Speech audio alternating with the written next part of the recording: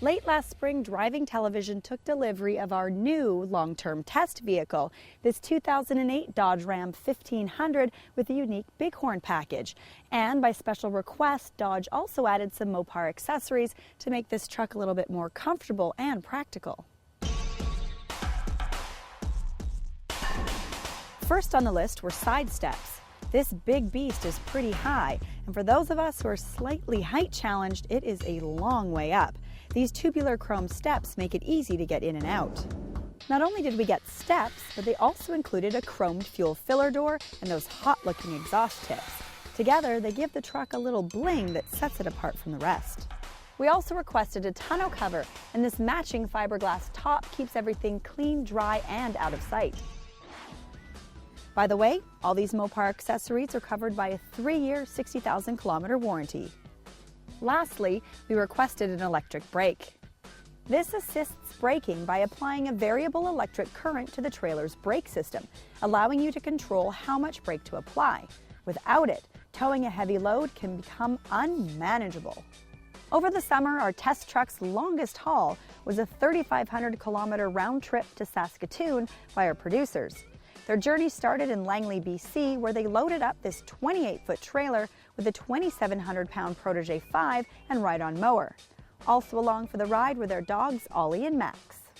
Their first order of business was to top up their fuel. At current prices, fill-ups averaged $138 for this 98-liter tank. On the way to Saskatoon, they traveled up the steep Coquihalla Highway, through Kamloops, Jasper, Calgary, and finally the flatter plains of Saskatchewan, where they dropped off their load and prepared to backhaul this heavy poultry shuttle. Well, it's great to have a high seating position. You're up above everybody else, and it just makes things easier to see even over the back. The power that was available to me pulling a fully loaded 28-foot trailer across the Rocky Mountains was awesome. When you first get into the Ram, the seats seem just a little too stiff compared to some other trucks. But on a long trip like this, actually you grow to appreciate it because it gives you better support. Having Sirius radio available on a long trip like this was absolutely marvelous. It never skipped a beat. This particular model has very little control over the stations and also no readout. I understand that has been improved in the new model. I do have a few pet peeves about this thing, and the first thing would have to be the ventilation system. Okay, I'm a woman, so maybe I'm more sensitive to draft, but it doesn't matter if you turn the vents off, it's still blowing on you.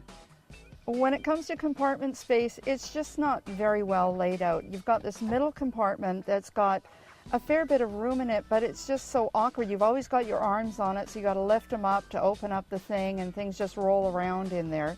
There's nothing really well set out as far as the center goes, where the cup holders are. It's just awkward use of space, and in the 09 version, that's been resolved. And actually, for a big truck like this, you'd expect more legroom, but in the back, it's no more than you'd find in any other sedan. And for $40,000, please, give me a vanity mirror. On the return trip, they traveled via Edmonton and encountered everything from blistering heat to hailstorms. Gas prices ranged from $1.29 to $1.54 a liter, with the total cost of fuel being $1,300.